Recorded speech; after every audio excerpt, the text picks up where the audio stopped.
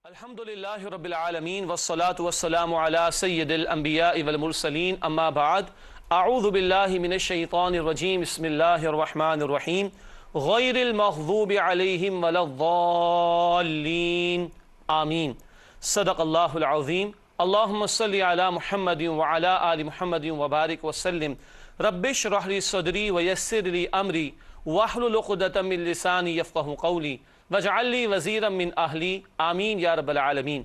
नाज़रीन किराम अस्सलामु अलैकुम व रहमतुल्लाहि व बरकातुहू। प्रोग्राम है बसीरतुल कुरान और मैं हूँ आपके साथ शुजाउद्दीन शेख। अल्हम्दुलिल्लाह बसीरतुल कुरान के हवाले से आज 11वां प्रोग्राम आपकी खिदमत में पेश कर रहे हैं और आप जानते हैं कि सूरतुल फातिहा का मुताला जारी है। आज इंशाअल्लाह सूरतुल फातिहा की आखिरी 7वीं आयत का इंशाअल्लाह मुताला होगा और गोया एक एतबार से सूरतुल फातिहा के मज़ामीन का मुताला मुकम्मल होगा। अल्हम्दुलिल्लाह हमारे साथ हमेशा की तरह इस स्टूडियोज़ में हमारे नौजवान साथी भी मौजूद हैं। अस्सलामु अलैकुम वरहमतुल्लाहि वबरकातुहू। वालेकुम अस्सलाम वरहमतुल्लाहि वबरकातुहू। माशाअल्लाह कराची की मुख्तलिफ यूनिवर्सिटी से आप ताल्लुक़ रखते हैं, कुरान अकेडमी में हमारे साथ भी हुआ करते हैं और बाकायदा इन नशिस्तों में हमारे साथ हैं ताकि कुरान का इस सीखने सिखाने का अमल हमारे इस प्रोग्राम के ज़रिए दुनिया भर में मुसलमानों तक पहुँच सके। अल्लाह ताला हम सबको हिदायत अता फरमाए। नाज़रीन किराम, सबसे पहले आपकी मोटिवेशन के लिए, हमारी मोटिवेशन के लिए, हम सब की तरगीब के लिए एक हदीस, मुबारक हदीस रिसालत मआब सल्लल्लाहु अलैहि वसल्लम की, आइए कुरान सीखें, इस उन्वान के हवाले से आज जो फरमान हमारे सामने है आइए उसका मुताला करें। फरमान नबवी सल्लल्लाहु अलैहि वसल्लम है, महाफिल कुरानी पर होने वाली एक बरकत ये है कि अल्लाह के फरिश्ते उन्हें घेर लेते हैं। सही मुस्लिम की रिवायत है कि अल्लाह के फरिश्ते उन्हें घेर लेते हैं। नाज़रीन किराम, इंशाअल्लाह इस हदीस में 4 बरकतों का जिक्र है। आज हमने एक का मुताला किया, आइंदा की नशिस्तों में मज़ीद मुताला भी जारी रखेंगे। हमारी ये महफिल भी बसीरतुल कुरान की इसी नीयत से है कि हम कुरान को सीखने और सिखाने के अमल में शामिल हों और हमारा ईमान है कि रिसालत मआब सल्लल्लाहु अलैहि वसल्लम ने ये बात इरशाद फरमा दी तो हमारी इस महफिल पर भी इंशाअल्लाह फरिश्तों का नुज़ूल होगा। अल्लाह ताला ये बरकतें हम सबको मज़ीद हासिल करने की तौफीक अता फरमाए। इससे पहले कि हम बाकायदा मुताले की तरफ बढ़ें, मैं तर्जुमा आपके सामने रख देता हूँ सूरतुल फातिहा आयत नंबर 7 के हवाले से। गैरिल मग़ज़ूबि अलैहिम वलद्दाल्लीन, ए अल्लाह जिन पर ना तेरा गज़ब हुआ और ना ही वो गुमराह हुए।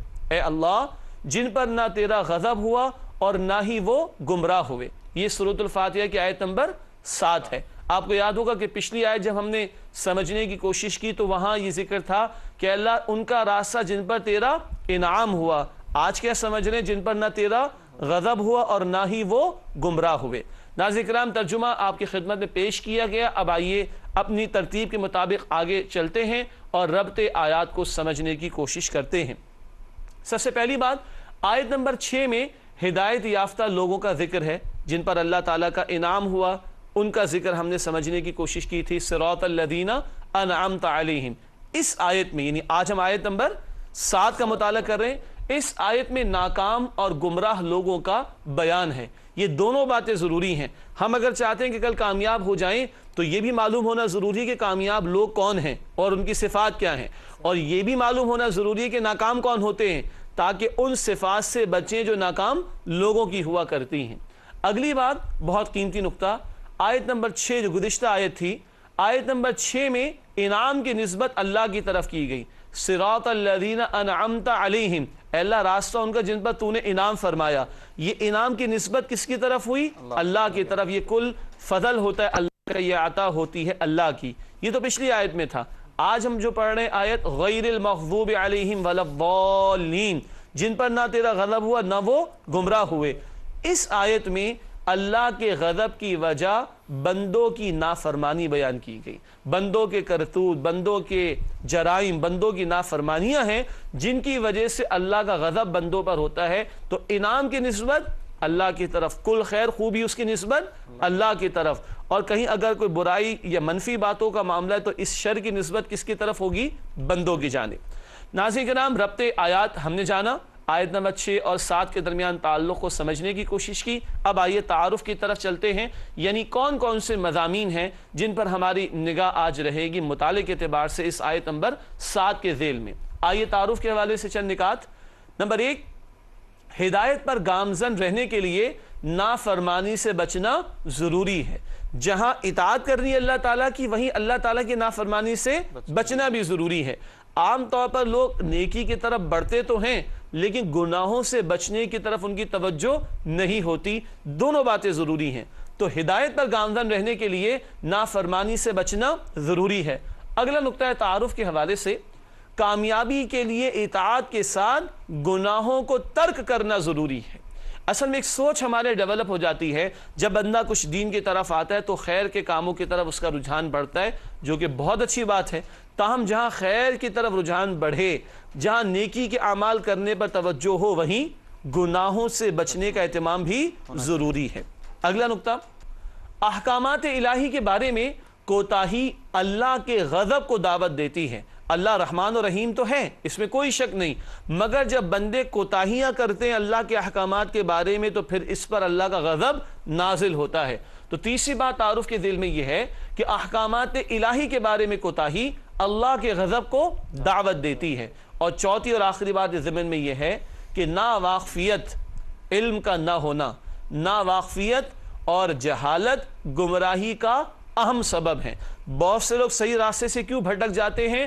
ناواقفیت کی وجہ سے اور جہالت کی وجہ سے، کہ یہ گمراہی کا اہم سبب ہے. اسی لیے آپ غور فرمائیے کہ پہلی وحی کا پہلا لفظ کیا ہے؟ اقرا. علم پر زور، تعلیم پر زور دیا گیا. ناظرین کرام، تعارف کے حوالے سے چند باتیں آپ کی خدمت میں رکھی گئیں. اب آئیے اس آیت کے مطالعے کی طرف چلتے ہیں اور سب سے پہلے ہم جاننے کی کوشش کرتے ہیں مغضوب علیہم کے حوالے سے. غیر المغضوب علیہم، جن پر اللہ تیرا غضب نہ ہوا، تو کن پر ہوا؟ مغضوب علیہم کون ہوتے؟ آئیے ان کو جاننے کی کوشش کریں. نمبر 1 اس میں بات لکھی ہے کہ وہ لوگ جنہوں نے جان بوجھ کر ایسے برے اعمال کیے کہ اللہ ان سے ناراض ہو گیا. تفصیلات تو آگے ہم صورتوں میں پڑھیں گے انشاءاللہ، یہود کے حوالے سے، نصارہ کے حوالے سے، ناکام لوگوں کے حوالے سے. مگر اصولی بات کیا بیان ہو رہی کہ مغضوب علیہم، اللہ کا غضب کن پر ہوا؟ وہ لوگ کہ جنہوں نے جان بوجھ کر ایسے برے اعمال کیے کہ اللہ ان سے ناراض ہو گیا. یہ بات بار بار ہمارے سامنے آ رہی ہے کہ اللہ کے غضب کی بنیادی وجہ لوگوں کی نافرمانیوں کی روش ہوا کرتی ہے. ناظرین کرام، خشکی تری میں آج بھی فساد برپا ہے. زمین پر مختلف قسم کے عذابوں کی کیفیات ہمیں دکھائی دیتی ہے. وجہ کیا ہوتی ہے؟ ہمارے اعمال، ہمارے گناہ، ہماری نافرمانیاں.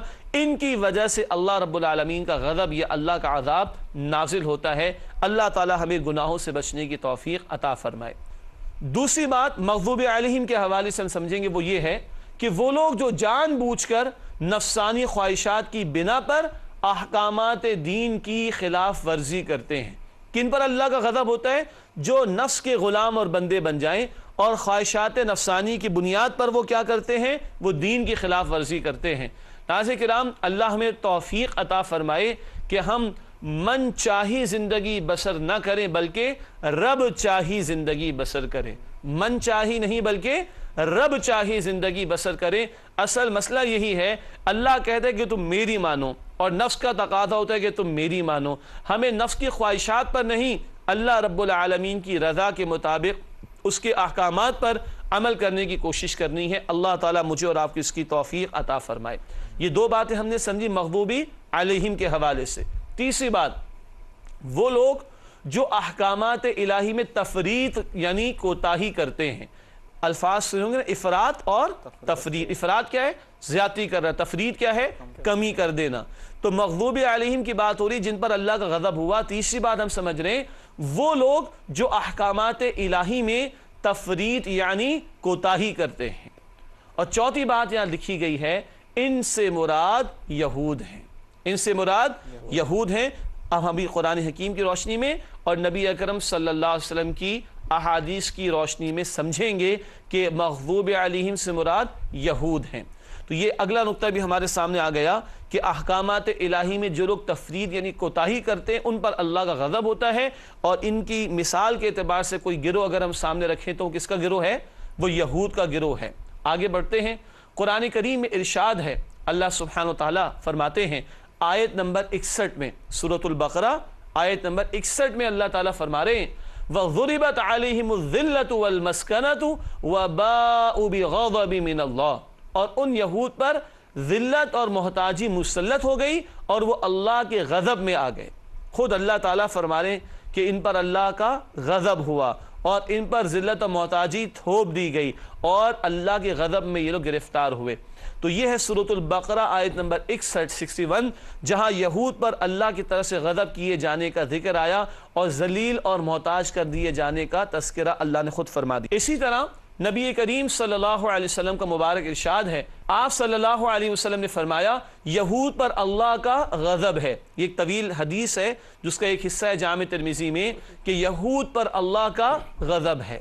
ناظرین کرام، گزر نہیں جانا چاہیے کہ یہود کا ذکر ہے، بات کریں گے آگے انشاءاللہ تعالی، اور ہو سکتا ہے آپ کے ذہن میں کچھ سوالات بھی ہوں، بس اتنا میں نے اشارہ کر دیا، گزر نہیں جانا چاہیے۔ کیا کچھ ان کے ساتھ ہوا یہ تو ہم آگے پڑھیں گے انشاءاللہ، کہ یہود کے جرائم کی تفصیلات کا بیان سورۃ البقرہ میں ہے اور صورتوں میں بھی ہے، مگر کیونکہ سورۃ الفاتحہ کے فوراً بعد ہم انشاءاللہ سورۃ البقرہ کا مطالعہ کریں گے تو وہاں ان کی تفصیلات زیادہ ہیں جو قرآن حکیم میں اللہ سبحانہ وتعالی نے ان کے جرائم کے حوالے سے ہمیں بیان فرمائی ہیں۔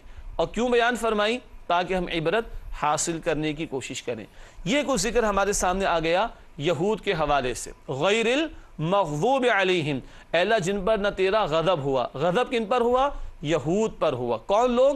جو تفرید کر دیں، اللہ کے احکامات کے بارے میں کمی کا معاملہ کر دیں، جو نفسانی خواہشات کی پیروی کر کے اللہ رب العالمین کے احکامات کی خلاف ورزی کریں، اور انہی پر اللہ کا غضب ہوا۔ قرآن نے بتایا، سورۃ البقرہ آیت نمبر 61 میں پتہ چلا، اور انہی کو اللہ کے رسول علیہ السلام نے فرمایا کہ ان پر اللہ کا غضب ہے۔ تاہم یہود کے بارے میں تفصیلات کہاں پڑھیں گے؟ سورۃ البقرہ میں انشاءاللہ تعالی۔ اس کے بعد جو لفظ ہے وہ ہے وَلَضَّالِّينَ، نہ ان کا راستہ اللہ جو گمراہ ہو گئے۔ یہ ضالین کون ہے؟ آئیے ان کو جاننے کی کوشش کرتے ہیں۔ ضالین، سب سے پہلی بات، وہ لوگ جو جہالت یا ناواقفیت کی وجہ سے گمراہ ہو جائیں۔ جہالت کم علمی کو کہا جاتا ہے، ناواقفیت لا علمی کو کہا جاتا ہے۔ جہالت کم علمی کو کہا جائے گا، ناواقفیت لا علمی کو کہا جائے گا۔ تو ضالین، گمراہ کون ہے؟ وہ لوگ جو جہالت یا ناواقفیت کی وجہ سے گمراہ ہو جائیں۔ ایک اور پہلو ان کے بیان میں، وہ لوگ جو دین کی مقرر کردہ حدود سے نکل جائیں۔ وہ لوگ جو دین کی مقرر کردہ حدود سے نکل جائیں انہیں کیا کہا جائے گا؟ گمراہ کہا جائے گا۔ اسی طرح وہ لوگ جو افراط یعنی غلو میں مبتلا ہو جائیں۔ افراط کہتے ہیں زیادتی کو۔ یہود کے بارے میں کیا سمجھا تھا؟ تفرید کے معنی کیا ہے؟ کمی کرنا، احکامات میں کمی کرنا پیروی کرنے کے اعتبار سے۔ ان کا معاملہ کیا ہوا؟ افراد کا، یعنی غلو کرنا۔ غلو کا مطلب ہوتا ہے زیادتی کرنا، حد کو کراس کر جانا، لمٹ کو کراس کر جانا۔ تو وہ لوگ گمراہ ہیں جو افراد یعنی غلو میں مبتلا ہو جائیں۔ ان سے مراد نصارہ ہیں۔ مغضوب علیہم سے مراد کون تھے؟ یہود۔ ان سے مراد نصارہ ہیں۔ نصارہ نے محبت میں غلو کرتے ہوئے حضرت عیسیٰ علیہ السلام کو اللہ کا بیٹا قرار دے دیا۔ بدترین شرک کیا ان لوگوں نے، بدترین شرک کیا اور محبت میں زیادہ آگے بڑھ گئے۔ غلو اسی کو کہتے ہیں زیادتی کر جانا، حد کو پامال کر جانا، لمٹ کو کراس کر جانا۔ تو نصارہ نے محبت میں غلو کرتے ہوئے حضرت عیسیٰ علیہ السلام کو اللہ کا بیٹا قرار دے دیا۔ خود قرآن میں اللہ تعالیٰ ذکر فرماتے ہیں، سورہ توبہ آیت نمبر 30 میں ارشاد ہے، سورہ توبہ آیت نمبر 30 میں ارشاد ہے، وَقَالَتِ النَّصَارَى الْمَسِيحُ ابْنُ اللَّهِ، اور نصارہ کہتے ہیں کہ مسیح اللہ کا بیٹا ہے، معاذ اللہ ثم معاذ اللہ۔ یہ ہے تصور کس کا؟ نصارہ کا، کہ انہوں نے عیسیٰ علیہ السلام کو اللہ کا بیٹا قرار دے دیا۔ ناظرین کرام، یہ غلو کا معاملہ نصارہ نے اختیار کیا، مگر ان کے اس غلو پر مزید بیان آپ کے سامنے رکھیں گے۔ اور آج ہم سورۃ الفاتحہ کی آیت نمبر 7 کا مطالعہ کر رہے ہیں۔ مغضوب علیہم پر ہماری گفتگو ہوئی، یہود کے ضمن میں کچھ گزارشات اور کچھ باتیں آپ کے سامنے رکھی گئیں۔ اب ضالین کے حوالے سے گفتگو جاری ہے۔ ضالین وہ لوگ جو جہالت یا ناواقفیت کی وجہ سے گمراہ ہو جائیں، وہ لوگ جو دین کی مقرر کردہ حدود سے نکل جائیں، وہ لوگ جو افراط یعنی غلو میں مبتلا ہو جائیں۔ یہود کا معاملہ تفرید کا تھا، اللہ کے احکامات کی پیروی میں کمی کرنا۔ نصارہ کا معاملہ افراط کا ہو گیا اور غلو کا ہو گیا، زیادتی کا ہو گیا۔ ان کے غلو کا بیان یہ ہمارے سامنے آیا کہ عیسیٰ علیہ السلام کی محبت میں اتنے آگے بڑھ گئے کہ انہیں اللہ کا بیٹا قرار دے دیا۔ یہ شرک ہے، اللہ کا بیٹا قرار دینا، اللہ ہی جیسا قرار دے دینا، معاذ اللہ، یہ شرک ہے۔ یہ ہے عقیدے کا غلو، عقیدے میں افراط، عقیدے میں ایکسیسو ہو جانا، باؤنڈریز کو کراس کر دینا، یہ نصارہ یعنی عیسائیوں کے روش کا بیان آیا۔ آئیے اپنے مطالعے کو اور آگے بڑھانے کی کوشش کرتے ہیں۔ نصارہ نے عمل کے بارے میں غلو کرتے ہوئے رہبانیت کی روش اختیار کر لی۔ عقیدے میں غلو کیا کیا؟ عیسیٰ علیہ السلام کی محبت میں اتنا آگے کہ اللہ کا بیٹا قرار دے دیا، اور آپ کے ذہن میں بات آ رہی ہوگی دیگر مقامات پر 3 خداؤں میں سے ایک خدا قرار دے دیا۔ ٹرینٹی کا عقیدہ جسے کہا جاتا ہے انگلش میں ثالث ثلاثہ، 3 خداؤں میں سے خدا قرار دے دیا، یہ بھی عقیدے کا غلو تھا۔ اب ہم بات کر رہے ہیں عمل میں غلو کے حوالے سے۔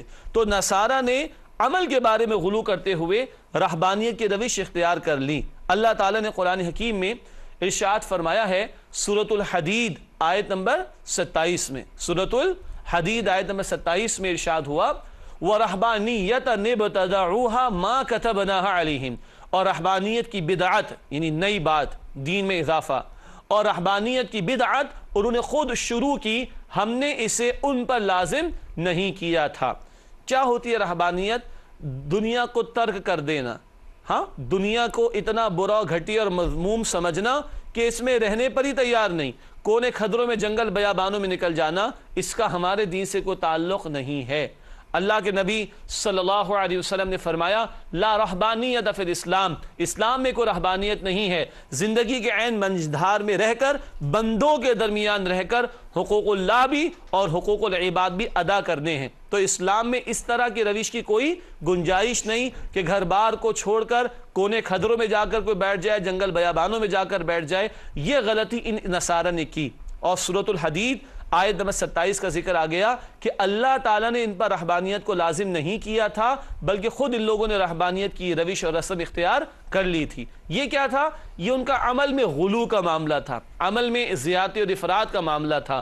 پیغمبر جو بتا رہے وہ نہیں، اپنی مرضی سے دین میں اضافے کیے چلے جا رہے، اضافے کیے چلے جا رہے اور سمجھ رہے ہیں بڑا خیر کا کام کر رہے ہیں۔ یہ ہیں نصارہ۔ چنانچہ نبی کریم صلی اللہ علیہ وسلم نے فرمایا نصارہ گمراہ ہیں۔ یہ بھی جامع ترمذی کی روایت، پچھلی روایت یہی تھی نا، یہود پر اللہ کا غضب ہے، وہ بھی جامع ترمذی کی روایت تھی، اور نصارہ گمراہ ہیں، یہ بھی جامع ترمذی کی روایت ہے۔ تو گویا مغضوب علیہم ولا الضالین کی عملی تصویر تو یہود و نصارہ ہیں، اور یہ بات خود وضاحت فرما دی رسول کریم صلی اللہ تعالی علیہ وسلم نے۔ تو جامع ترمذی کی روایت کے مطابق آپ صلی اللہ علیہ وسلم کے مبارک فرمان کے مطابق نصارہ گمراہ ہیں۔ اگلا نقطہ ہم نے لکھا ہے کہ نصارہ کے غلو اور گمراہیوں کا ذکر سورہ آل عمران میں ہے۔ یہود کا ذکر کہاں آئے گا؟ سورۃ البقرہ میں۔ تو نصارہ کا ذکر زیادہ کہاں آئے گا؟ سورہ آل عمران میں۔ گو کہ بعد کی صورتوں میں بھی نصارہ کا یہود کا ذکر آتا رہے گا، لیکن الفاتحہ کے بعد البقرہ وہاں یہود کا بیان، اور البقرہ کے بعد آل عمران وہاں نصارہ کا تذکرہ آئے گا انشاءاللہ تعالی۔ ناظرین کرام، کسی درجے میں مغضوب علیہم اور ولا الضالین یعنی وہ لوگ جن پر اللہ کا غضب ہوا ہے اور جو گمراہ ہوئے ہیں، ان لوگوں کا تذکرہ یہاں پر کر دیا گیا ہے۔ اب آئیے مقام عبرت پر گفتگو کر لیں۔ کیا مقام عبرت؟ غور کرنا چاہیے، ہم مسلمان ہر نماز کی ہر رکعت میں سورۃ الفاتحہ کی تلاوت کے دوران یہود و نصارہ کا ذکر آتا ہے۔ ہر نماز جب بھی ادا کریں گے، اس کی ہر رکعت جب بھی ادا کریں گے، سورۃ الفاتحہ لازماً اس کا حصہ ہے۔ ہر بندہ مومن جب بھی نماز ادا کرے گا، ہر رکعت میں مغضوب علیہم ولا الضالین کے الفاظ کی تلاوت ضرور کرے گا۔ یہ اہم بات آ گئی۔ پھر اگلی بات، نبی کریم صلی اللہ علیہ وسلم نے فرمایا، ایک سوال آتا ہے نا کہ کیا وہی بس وہی ہے یا ہمارا بھی کچھ معاملہ ہے اس کے اندر؟ ہم سے کیوں پڑھوائی جا رہی ہے سورہ فاتحہ کی آیت بار بار؟ آپ صلی اللہ علیہ وسلم نے فرمایا لازماً میری امت پر وہ حالات آ کر رہیں گے جو بنی اسرائیل پر آئے تھے، بالکل اسی طرح جیسے ایک جوتا دوسرے جوتے کے مشابہ ہوتا ہے۔ ایگزیکٹلی اگر یوں رکھے تو ویسے ہی ہوگا نا۔ لازماً میری امت پر وہ حالات آ کر رہیں گے جو بنی اسرائیل پر آئے تھے، بالکل اسی طرح جیسے ایک جوتا دوسرے جوتے کے مشابہ ہوتا ہے، ریزمبل کرتا ہے اس کو۔ یہ جامع ترمذی کی روایت ہے۔ ناظرین کرام، بنی اسرائیل انشاءاللہ سورۃ البقرہ میں تفصیل سے بات کریں گے ان کے حوالے سے۔ مختصراً یہ کہ ابراہیم علیہ السلام کے بیٹے ہیں یا اسحاق علیہ السلام، اسحاق علیہ السلام کے بیٹے ہیں یعقوب علیہ السلام، اور ان کا لقب مشہور ہے اسرائیل، جس کے معنی ہے اللہ کا بندہ۔ تفصیل سورۃ البقرہ میں آئے گی انشاءاللہ۔ اور ان کے 12 بیٹے مشہور ہیں، اور ان میں بھی مشہور کون سے؟ यूसुफ अलैहिस्सलाम। तो ये जो नस्ल चली इसको कहते हैं बनी इसराइल। याकूब अलैहिस्सलाम के 12 बेटे और उनमें मशहूर हैं यूसुफ अलैहिस्सलाम। ये 12 बेटों से जो नस्लें आगे चली ये बनी इसराइल कहलाए। इन्हीं में आगे चलकर यहूद भी हैं, इन्हीं में आगे चलकर नसारा भी हैं। तो यहूद और नसारा बनी इसराइल ही में हैं। ये तफसीलात सूरतुल बकरा में मजीद आपकी खिदमत में इंशाअल्लाह रखी जाएंगी। अब ये हदीस क्या बता रही है? आप सल्लल्लाहु अलैहि वसल्लम ने फरमाया लाजिमन मेरी उम्मत पर वो हालात आकर रहेंगे जो पिछली उम्मत पर बनी इसराइल पर आए थे। तो जो उनके यहाँ हुआ वो हमारे यहाँ भी होगा। किस तरह? जैसे एक जूता दूसरे जूते के बिल्कुल अगर यूं रखे तो मुशाबे होता है, एग्जैक्टली हम भी वही हरकतें करेंगे, वो काम करेंगे जो उन्होंने किए थे। तो अब बात समझ आ रही क्यों हमें पढ़ाया जा रहा है कि हम उन आमाल और करतूतों जराइम से बचें जिनमें वो मुब्तला हुए तो गजब हुआ, जिनमें वो मुब्तला हुए तो वो गुमराह हो गए। आज उम्मत के जवाल की एक वजह यहूदो नसारा की रविश को इख्तियार करना है। आज उम्मत के जवाल की एक अहम वजह यह है कि यहूदो और नसारा की रविश को इख्तियार कर लिया गया है। इस आयत की तिलावत करते हुए हमें अपना एहतिसाब करना चाहिए। एहतिसाब अकाउंटेबिलिटी और रादर सेल्फ अकाउंटेबिलिटी करनी चाहिए कि आज हम कुछ वो आमाल तो नहीं कर रहे जिनकी वजह से यहूद पर गजब हुआ अल्लाह का। क्या आज हम वो हरकतें तो नहीं कर रहे जिनकी वजह से गुमराह हो गए नसारा? वो भी तो अल्लाह को और पैगंबरों को मानने वाले लोग थे ना, किताबों को मानने वाले लोग थे, मगर करतूत बिगड़े तो गजब भी हुआ अल्लाह का और अमाल में बिगाड़ पैदा हुआ तो वो गुमराह भी हो गए। तो हमें जब ये सूरह फातिहा की तिलावत का मौका मिलता है तो हमें अपना एहतिसाब, अपनी अकाउंटेबिलिटी भी करनी चाहिए। नाज़रीन किराम, अल्हम्दुलिल्लाह 7वीं आयत का बयान भी किसी दर्जे में मुकम्मल हुआ और इसके बाद हम क्या पढ़ते हैं सूरतुल फातिहा के इख्तिताम पर? आमीन। आइए आमीन पर बात करते हैं। सूरतुल फातिहा की तिलावत के इख्तिताम पर आमीन कहना मसनून है। आमीन कहना मसनून है सूरतुल फातिहा के इख्तिताम पर। इसके मानी है ए अल्लाह कबूल फरमा।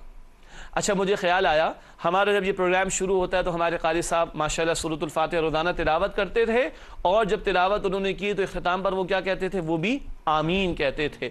तो बाज़ लोगों को परेशानी होती है, लिखा हुआ तो नहीं है कुरान हकीम में, तो ये कहाँ से मालूम हुआ? सुन्नत से मालूम हुआ कि सूरतुल फातिहा की तिलावत के इख्तिताम पर आमीन कहना मसनून है। दूसरी बात, इसके मानी है ए अल्लाह कबूल फरमा या ए अल्लाह ऐसा ही हो। दुआ की ना हमने, अल्लाह सीधे रास्ते पर चला, रास्ता उनका जिन पर तूने इनाम फरमाया, जिन पर ना तेरा गजब हुआ ना वो गुमराह हुए, फिर हम क्या कहते हैं? आमीन। तो अल्लाह इसको कबूल फरमा, ए अल्लाह ऐसा ही हो। नाज़रीन किराम, ये दुआ जुबान से भी करनी है और दिल से भी करनी चाहिए। अब हमसे सूरत फातिहा पढ़ें ना बल्कि उसकी तिलावत करें। बल्कि जुमला अर्ज कर देता हूँ, हम लोग दुआएं पढ़ते हैं, दुआएं पढ़नी नहीं चाहिए, दुआएं मांगनी चाहिए। हम बस पढ़ते हैं और चले जाते हैं, इमाम साहब पढ़ते हैं हम आमीन कहे चले जाते हैं, लेकिन दुआ मांगी कब जाती है? जब हमें मालूम हो कि हम क्या मांग रहे हैं। तो अब अल्हम्दुलिल्लाह हमने सूरतुल फातिहा का मुताला भी किसी दर्जे में मुकम्मल किया, उसकी तशरीह भी हमारे सामने आ गई। तो अब ये दुआ हमारे दिल से भी निकलनी चाहिए। तो आमीन जुबान से भी अदा हो और आमीन दिल से भी अदा हो, जिसके मानी कि ए अल्लाह कबूल फरमा या ए अल्लाह ऐसा ही हो। एक बड़ी मुबारक हदीस समझते हैं। आइए, नबी अकरम सल्लल्लाहु अलैहि वसल्लम का इरशाद है, जिसकी आमीन फरिश्तों की आमीन से मिल गई उसके पिछले गुनाह माफ कर दिए गए। ये सही बुखारी की रिवायत। जिसकी आमीन फरिश्तों की आमीन से मिल गई उसके पिछले गुनाह माफ कर दिए गए। मालूम हुआ कि सूरतुल फातिहा के इख्तिताम पर फरिश्ते भी आमीन कहते हैं। तो हम भी कहेंगे इंशाअल्लाह ताला, तो गुनाहों की माफ़ी का बाइस हो जाएगी ये बात इंशाअल्लाह ताला। नाज़रीन किराम, अल्हम्दुलिल्लाह सूरतुल फातिहा की 7 आयात का मुताला किसी दर्जे में मुकम्मल हुआ। एक छोटा सा सेगमेंट हमारा होता है कुरानी मालूमात का। एक बात सीखते हैं आज और फिर इंशाअल्लाह कुछ सवालात अपने नौजवान साथियों से लेने की कोशिश करेंगे। कुरानी मालूमात में जो बात आज आपके सामने रख रहे हैं बड़े मुनासिब मौके पर है कि कुरान करीम की सबसे तवील सूरत सूरतुल बकरा है और इंशाअल्लाह आइंदा नशिस्त से उसका आगाज़ भी होगा। पूरे कुरान की सबसे तवील सूरत सूरतुल बकरा, 40 रुकू हैं और 286 आयात है सूरतुल बकरा में। अल्हम्दुलिल्लाह ये बात भी आपके इल्म में आ गई, सूरतुल बकरा कुरान की सबसे तवील तरीन सूरत। अब आइए कुछ सवालात लेते हैं अपने नौजवान साथियों से, जो मुमकिन है कि आपके जहनों में भी पैदा हुए होंगे। जी, सबसे पहला सवाल किसके पास है? جی میرا سوال یہ ہے کہ جیسے آپ نے بھی فرمایا کہ ان مقامات سے گزر نہیں جانا چاہیے، ان سے عبرت حاصل کرنی چاہیے، تو یہود کی کون کون سی بڑی برائیاں ہیں جن کا قرآن میں ذکر ہے؟ ماشاءاللہ عابد نے بڑا ایک پریکٹیکل سوال کیا ہے کہ ٹھیک ہے ہمیں گزر نہیں جانا چاہیے، بلکہ احساس ہونا چاہیے کہ ان یہود پر اللہ کا غضب ہوا، تو اب یہ بھی تو معلوم ہونا چاہیے وہ کون کون سے بڑے جرائم ہیں کہ جن کا ذکر قرآن کرتا ہے جس کی وجہ سے ان پر اللہ کا غضب ہوا۔ پہلا جواب تو یہ کہ اب سورۃ البقرہ کا آغاز ہوا چاہتا ہے، اس میں تفصیل سے ان کی چارج شیٹ ہے جو اللہ تعالیٰ نے قرآن حکیم میں عطا فرمائی کہ کون کون سے جرائم میں یہ لوگ مبتلا تھے۔ چند باتیں۔ نمبر ایک، دنیا کی محبت میں ڈوب گئے تھے۔ نمبر ایک، دنیا کی محبت میں ڈوب گئے اور پھر اللہ کے غضب کا شکار ہوتے چلے گئے۔ نمبر دو، اللہ کی کتاب کو، اس وقت تورات تھی ان کے پاس، اللہ کی کتاب کو قرآن بتاتا ہے پس پشت ڈال دیا، پڑھیں گے سورۃ البقرہ میں تفصیل سے، کتاب بند کر دی بالکل انہوں نے۔ نمبر تین، انبیاء کو شہید کیا انہوں نے، استغفر اللہ، انبیاء کو قتل کیا انہوں نے، شہید کیا انہوں نے، یہود نے۔ نمبر چار، پیغمبروں کا ساتھ نہیں دیا، پیغمبر کہتے تھے دین کی کاموں میں میرا ساتھ دو، انہوں نے منع کر دیا۔ موسیٰ علیہ السلام کو جواب دیا قتال نہیں کریں گے آپ کے ساتھ مل کر۔ تو دنیا کی محبت، اللہ کی کتاب کو پس پش ڈال دینا، پیغمبروں کو قتل یعنی شہید کرنا، اور پیغمبروں کا ساتھ نہ دینا۔ جادو ٹونے میں مبتلا ہو گئے، شارٹ کٹس چاہیے تھے ان کو کامیابیوں کے لیے، جادو ٹونے میں مبتلا ہو گئے۔ یہ میں نے چند باتیں ذکر کی ہیں، تفصیل کہاں آ رہی ہے؟ سورۃ البقرہ میں انشاءاللہ تعالی۔ اور اگر آج ہم نگاہ ڈالیں تو ہم بھی تو دنیا کی محبت میں گرفتار ہیں کہ نہیں؟ دین کے لیے وقت بہت کم ہے لوگوں کے پاس۔ اللہ کی کتاب قرآن، اللہ اس سلسلے کو قبول فرمائے اپنی بارگاہ میں، لیکن باعلاج حالت کیا ہے کہ ہمارے پاس قرآن کے لیے وقت نہیں۔ نبوت کا سلسلہ ختم ہو گیا، انہوں نے پیغمبروں کو شہید کیا تھا نا، اس امت میں علماء دین کو، اہل حق کو بھی شہید کیا جاتا رہا، ماضی میں آج بھی ہوتا ہے۔ پیغمبروں کا ساتھ انہوں نے نہیں دیا تھا۔ ختم نبوت کے بعد اللہ کے پیغام کو انسانی تک پہنچانے کی ذمہ داری کس کے پاس ہے؟ ہمارے پاس ہے۔ آج ہمارا جو حال ہے وہ دیکھ لیجیے۔ جادو ٹونا، کیا آج مسلمان اس میں مبتلا نہیں ہو گئے؟ شارٹ کٹس چاہیے، یا اپنی نفرت کا اظہار کسی کے خلاف کرنا ہے، دشمنی کا اظہار کرنا ہے تو جادو کرا کر اس کو نقصان پہنچانے کی کوشش۔ اللہ تعالی ہم سب کو محفوظ رکھے۔ اب وہ حدیث سمجھ میں آئی؟ بالکل اسی طرح وہ حالات تم پر آئیں گے جو بنی اسرائیل پر آئے تھے، جیسے ایک جوتا دوسرے جوتے کے بالکل مشابہ ہوتا ہے۔ جی کاظم، آپ کے پاس کوئی سوال ہے؟ جی بتائیے۔ میں یہ پوچھنا چاہتا ہوں کہ اس آیت میں جو جن دو صفات کا بیان ہوا یعنی مغضوب اور ضال، تو یہ دو الگ الگ گروہوں کا بیان ہے یا پھر یہ انعمت علیہم کا تسلسل ہے کہ راستہ ان لوگوں کا جن پر تیرا انعام ہوا اور وہی جو نہ گمراہ ہوئے اور نہ جن پر تیرا غضب ہوا؟ تو یہ دو الگ الگ گروہ ہیں یا پھر اسی کا تسلسل ہے؟ ماشاءاللہ بہت ہی ایک اچھا سوال ہے، اور نازک سوال بھی ہے اور مشکل سوال بھی ہے، کوشش کرتے جواب کی۔ جہاں ہم نے رسول کریم صلی اللہ علیہ وسلم کی دو احادیث سمجھی تو اللہ کے رسول صلی اللہ علیہ وسلم نے متعین کر کے بھی بتا دیے کہ یہ یہود ہے اور یہ نصارہ ہیں۔ ایک ہے گروہ کا متعین ہو جانا، وہ اللہ کے رسول نے بھی فرما دیا صلی اللہ علیہ وسلم۔ ایک ہے ان کی صفات کا معاملہ، ان کے کرتوتوں کا معاملہ، اس کو ہم جنرلائز کر کے بات کریں۔ چنانچہ جب ہم یہ دعا کرتے ہیں کہ اے اللہ ان کا راستہ جن پر تو نے انعام فرمایا، جن پر نہ تیرا غضب ہوا نہ وہ گمراہ ہوئے، یہ ایک ہی بات ہے کہ اللہ تو ہمیں انعام یافتہ لوگوں میں شامل بھی فرما دے اور ان لوگوں سے محفوظ فرما دے جن پر غضب ہوا، جو گمراہ ہو گئے۔ تو نتیجہ کیا نکلے گا؟ یہ کامیاب گروہ کا بیان ہے کہ جو اللہ کے انعام یافتہ بھی ہیں اور جو اللہ کے غضب سے بھی بچ گئے ہیں اور جو گمراہ ہونے سے بھی بچا لیے گئے ہیں۔ تو بات کیا ہے جو قرآن ایک جگہ کہتا ہے نا، سورہ آل عمران آیت نمبر 185 میں، فَمَنْ زُحْزِحَ عَنِ النَّارِ وَأُدْخِلَ الْجَنَّةَ فَقَدْ فَازَ، جو جہنم سے بچایا گیا اور جنت میں داخل کر دیا گیا یقیناً وہ کامیاب ہوگا۔ تو جس پر انعام ہوا اور جو غضب سے بھی بچا لیا گیا، جو گمراہی سے بھی بچا لیا گیا، وہ اصل میں کامیاب ہوگا۔ تو کامیاب ہونے والا گروہ ایک ہے۔ صفات کے اعتبار سے ہم صفات کو علیحدہ علیحدہ بیان بھی کر سکتے ہیں اور ان صفات کے حوالے سے کچھ گروہ کا تعین بھی کیا جا سکتا ہے۔ جی آپ کے پاس ڈاکٹر صاحب کے سوال ہے؟ جی میرا سوال یہ ہے کہ ذہن میں خیال آتا ہے جب ہم اس کو پڑھتے ہیں کہ غیر المغضوب علیہم ولا الضالین، تو یہ تو یہود و نصارہ کا بیان ہے، تو مسلمانوں سے یہ کسی درجے میں غیر متعلق بات لگتی ہے، تو اس پر آپ کیا فرمائیں گے؟ جی ہمارے ڈاکٹر فیض پاشا صاحب نے سوال بہت قیمتی کیا ہے کہ مغضوب علیہم یہود کا بیان ہے، ضالین نصارہ کا بیان ہے، تو بعض لوگوں کو مغالطہ ہو جاتا ہے کہ شاید یہ ہم سے متعلق نہیں، اور اصل میں یہ سوال اسی مغالطے کی وضاحت کے حوالے سے ہے کہ یہ مغالطہ ہونا نہیں چاہیے. جیسے ایک بات میں نے عرض کی تھی کہ جب ہم ہر نماز کی ہر رکعت میں اس کی تلاوت کر رہے ہیں تو کیا خیال ہے ہم سے متعلق ہوگا کہ نہیں ہوگا؟ ہوگا. کیسے متعلق ہوگا؟ وہ کرتوت دیکھو جس کی وجہ سے یہود پر غضب ہوا، وہ اعمال دیکھو جس کی وجہ سے نصارہ گمراہ ہوئے، ان کرتوتوں اور ان اعمال سے بچنے کی کوشش کرو. ورنہ میں عام مسلمانوں کی غلط فہمی کو دور کرنے کے لیے ایک بات عرض کر رہا ہوں، اگر ہم یہ کہیں کہ یہ تو یہود کا بیان ہے ہمارے لیے نہیں، یہ مشرکین کا بیان ہے یہ ہمارے لیے نہیں، یہ نصارہ کا بیان ہمارے لیے نہیں، یہ منافقین کا بیان یہ ہمارے لیے نہیں، اگر ہم یہ کہتے چلے جائیں گے تو قرآن میں ہمارے لیے بچے گا کیا؟ ہر جگہ قرآن ذکر کر رہا ہے ان کا. قرآن کہتا ہے سورۃ الانبیاء آیت نمبر 10 میں لَقَدْ أَنزَلْنَا إِلَيْكُمْ كِتَابًا فِيهِ ذِكْرُكُمْ أَفَلَا تَعْقِلُونَ. یقیناً ہم نے تمہاری طرف ایک کتاب نازل کی، قرآن تمہیں عطا کیا جس میں تمہارا اپنا ذکر موجود ہے. تو یہ یقیناً ہم سے متعلق ہے اس معنی میں کہ ان کرتوتوں اور جرائم اور اعمال سے بچیں جن میں وہ مبتلا ہوئے تو اللہ کا غضب ان پر ہوا اور وہ گمراہ کر دیے گئے. ناظرین کرام، سوالات امید ہے آپ کے سامنے ان کے جوابات واضح ہوئے، اور عین ممکن ہے کہ آپ کے ذہن میں بھی اس نوعیت کے سوالات ہوں جو ہمارے نوجوان ساتھیوں کی طرف سے ہمارے سامنے آئے. آئیے اپنے پروگرام کے آخری حصے میں جو چند سیگمنٹس ہم آپ کے سامنے رکھتے ہیں راؤنڈ اپ کے اعتبار سے، اپنے جائزے کے اعتبار سے، اس پر توجہ کریں. حاصل مطالعہ، آج ہم نے سورۃ الفاتحہ کی آیت نمبر 7 کا مطالعہ کیا. پہلی بات جو سامنے آئی وہ یہ کہ ہدایت پر استقامت کے لیے گناہوں سے بچنا بھی ضروری ہے. جہاں سیدھے راستے پر چلنا ہے وہاں گناہوں سے بچنے کا اہتمام بھی کرنا ضروری ہے. نمبر 2، اللہ کے احکامات کی خلاف ورزی اللہ کے غضب کا ذریعہ بنتی ہے. غضب کیوں نازل ہوتا ہے اللہ کا؟ اعمال کی وجہ سے جن میں بگاڑ پیدا ہو جائے. تو جب اللہ کے احکامات کی خلاف ورزی ہوتی ہے تو اللہ کا غضب پھر نازل ہوتا ہے. اللہ تعالیٰ اپنے احکامات کی نافرمانی سے ہمیں بچنے کی توفیق عطا فرمائے.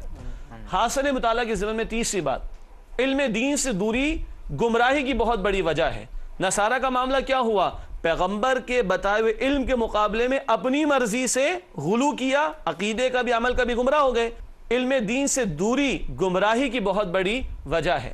ناظرین کرام، اس پروگرام کا بھی اہم مقصد یہ ہے کہ رب العالمین کا کلام اور اس کے حبیب مکرم صلی اللہ علیہ وسلم کی تعلیمات ہمارے سامنے آئیں. اللہ تعالی ہمیں مزید ذوق و شوق ان نشستوں میں شرکت کا عطا فرمائے اور گمراہی سے اللہ تعالی ہم سب کی حفاظت فرمائے. چوتھی بات، دین کے بارے میں افراط اور تفریط دونوں رویے برے ہیں.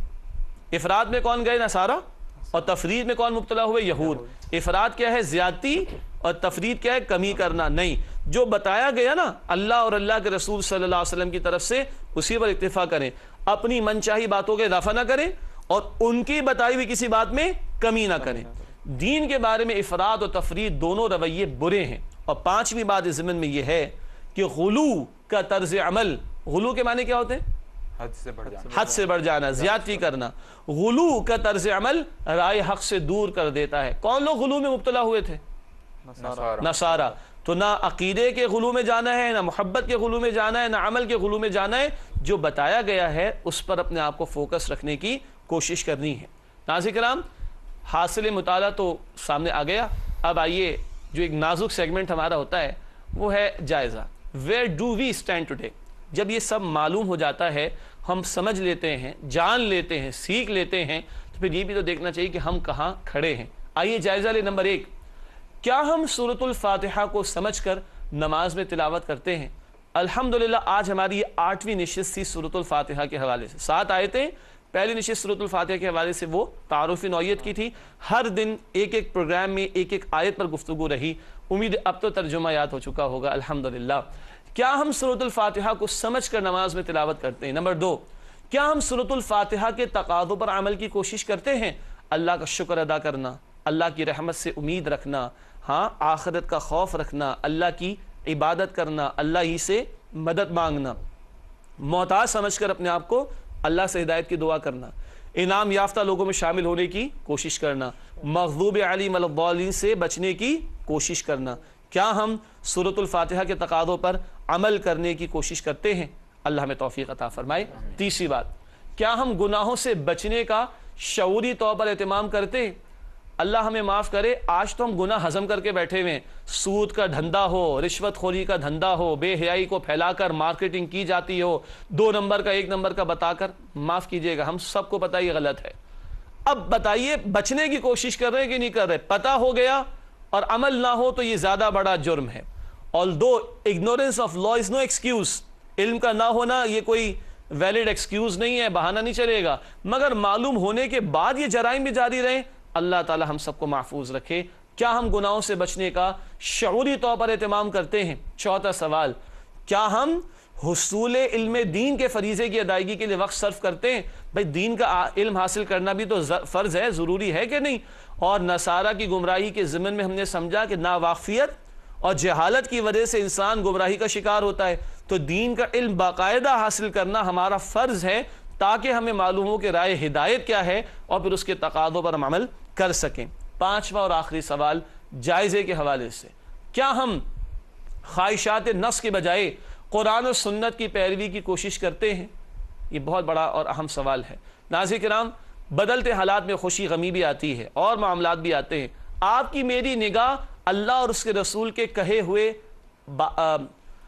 آپ کی اور میری نگاہ کیا اللہ اور اس کے رسول کی بتائی ہوئی باتوں پر ہوتی ہے، یا دل یہ چاہ رہا ہے، من تو یہ چاہتا ہے، خواہش تو میری یہ ہے؟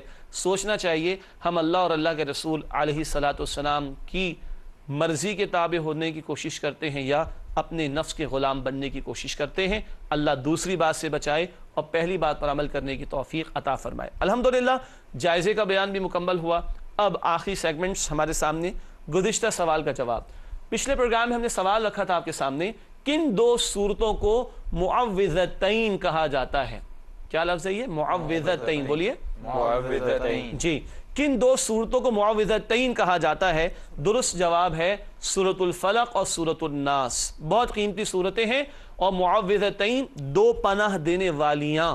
کیا مطلب؟ ہم پڑھتے ہیں قل اعوذ برب الفلق، قل اعوذ برب الناس، اعوذ اللہ کی پناہ میں آنے کی کوشش کرتے ہیں۔ یہ آخری دو صورتیں الفلق اور الناس بہت قیمتی صورتیں ہیں جو ہمیں پناہ دینے والی ہیں۔ ہم اللہ کی پناہ میں آنے کی کوشش کرتے ہیں ان دونوں کے ذریعے سے۔ خارج کے شرور، ایکسٹرنل جو شرور ہیں ان سے بچنے کے سورۃ الفلق، اور انٹرنل جو شرور ہیں اندر سے شیطان کے وسوسے وغیرہ، ان سے بچنے کے لیے سورۃ الناس۔ بہت قیمتی صورتیں، انشاءاللہ آئندہ کے پروگرامز میں ان کے حوالے سے اور باتیں بھی آپ کی خدمت میں رکھیں گے۔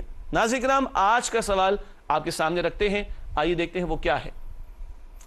آج کا سوال یہ ہے کہ حدیث مبارکہ میں جمعۃ المبارک کے دن کس سورت کی تلاوت کی تلقین کی گئی ہے؟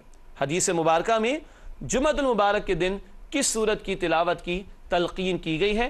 اگلے پروگرام میں اس کا جواب بھی پیش کریں گے۔